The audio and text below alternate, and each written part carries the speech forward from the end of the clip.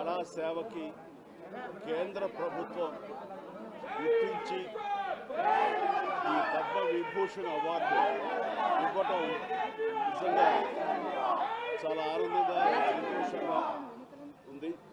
So భారత ప్రభుత్వానికి దానికి వెనకుండి ఈ అవార్డు రావడానికి కారణభూతులైన ప్రతి ఒక్కరికి నా హృదయపూర్వక ధన్యవాదాలు తెలియజేస్తున్నాను. అండ్ ముఖ్యంగా ఈ అవార్డు రావటం వెనుకాల నా కృషి, నా కళాసేవ ఈ సమాజానికి ఎంతో కొంత ఇతోధికంగా నేను చేసినటువంటి సేవలు ఇవన్నీ పక్కన పెడితే నన్ను గుండెలో పెట్టుకుని ఆదరించి ప్రేమించినటువంటి నా అభిమానులు, అలాగే ప్రేక్షకులు, అలాగే నాకు ఎన్నో అవకాశాలు ఇచ్చి ఈ రోజున నన్ను నేను లాగా తీర్చిదిద్దుకోవడానికి కారణభూతమైనటువంటి నా డైరెక్టర్స్కి, నా నిర్మాతలకి, నా ఇతర టెక్నీషియన్స్కి, ప్రతి ఒక్కరికి ఎవరైతే దోహదపడ్డారో ప్రతి ఒక్కరికి నేను ధన్యవాదాలు తెలియజేసుకుంటూ ఈ అవార్డ్ ఇదంతా వారి సహకారం నేను ఈ ఎత్తుకు ఎదగడానికి కారణమైనటువంటి వారందరిదీ.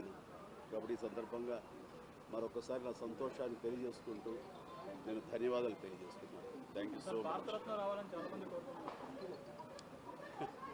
ఏ టైంకి ఏం రావాలో అది వస్తుంది తప్ప అది రావాలని ఆశ పెడితే వచ్చేది కాదు. That's it. ఏమండి, నిజంగా ఇది వారికి ఎంతైనా రావడం సముచితం, రావాలని నేను కూడా మనస్ఫూర్తిగా అభిలషిస్తున్నాను, రావాలని కోరుకుంటున్నాను. అది ప్రభుత్వ పరంగా చేస్తే కనుక త్వరితగతిన అది సాకారం అవుతుంది. అండ్ డెఫినెట్గా ఎంతైనా సరే అటు ఎంజీఆర్ గారికి వచ్చినప్పుడు వీరికి రావటం కూడా అంతకంత సముచితం అండ్ అది ఆనందదాయకం. దానికి నేను ఎదురు చూస్తుంటాను, నేను కోరుకుంటున్నాను రామారావు గారికి భారతరత్న రావాలి. ఏమా, నేను రాజకీయాలకు అతీతంగా ఉన్నాను అనుకోవచ్చు. తర్వాత పిఠాపురానికి నేను వెళ్ళటం లేదని అది ముందుచేదు. ఇది మీడియాలో మీరు ఎందుకో స్పెక్యులేట్ చేశారు, అది మీరు పెంచి పోషించారు దానికి సమాధానం చెప్పాల్సిన అవసరం నాకు లేదు. నేను వెళ్ళటలేదు. బాబు, మా కళ్యాణ్ బాబు దాన్ని రమ్మని ఎప్పుడూ కోరుకోలేదు. నా కంఫర్ట్ వదిలేస్తాడు. అండ్ తను బాగుండాలి, తన జీవితంలో అనుకుంది కోరి సాధించాలన్న అభిలషిస్తాను. నేను నాకు ఆశీస్సులు అందజేస్తాను.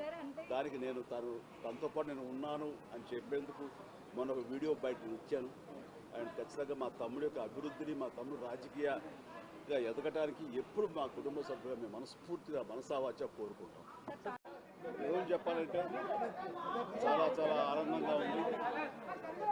45 సంవత్సరాల సుదీర్ఘ ఈ కళా సేవకి కేంద్ర ప్రభుత్వం గుర్తించి ఈ పద్మ విభూషణ్ అవార్డు ఇవ్వటం నిజంగా చాలా ఆనందంగా సంతోషంగా ఉంది. సో భారత ప్రభుత్వానికి దానికి వెనకుండి ఈ అవార్డు రావడానికి కారణభూతులైన ప్రతి ఒక్కరికి నా హృదయపూర్వక ధన్యవాదాలు తెలియజేస్తున్నాను. అండ్ ముఖ్యంగా ఈ అవార్డు రావటం వెనుకాల నా కృషి, నా కళాసేవ ఈ సమాజానికి ఎంతో కొంత ఇతోధికంగా నేను చేసినటువంటి సేవలు ఇవన్నీ పక్కన పెడితే నన్ను గుండెలో పెట్టుకుని ఆదరించి ప్రేమించినటువంటి నా అభిమానులు, అలాగే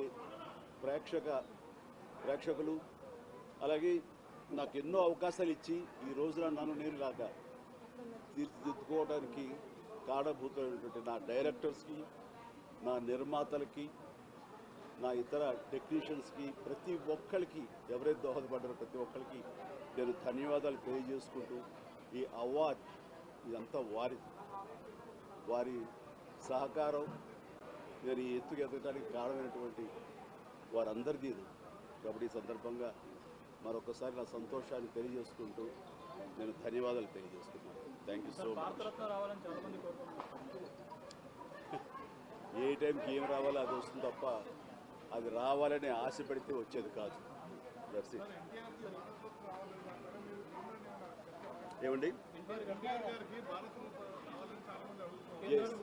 నిజంగా ఇది వారికి ఎంతైనా రావడం సముచితం, రావాలని నేను కూడా మనస్ఫూర్తిగా అభిలషిస్తున్నాను, రావాలని కోరుకుంటున్నాను. ఏపీలో కూటమి ప్రభుత్వం అధికారంలోకి వస్తే ఆ దిశగా ప్రయత్నాలు చేస్తారు సార్. అది ప్రభుత్వ పరంగా చేస్తే కనుక త్వరితగతిన అది సాకారం అవుతుంది.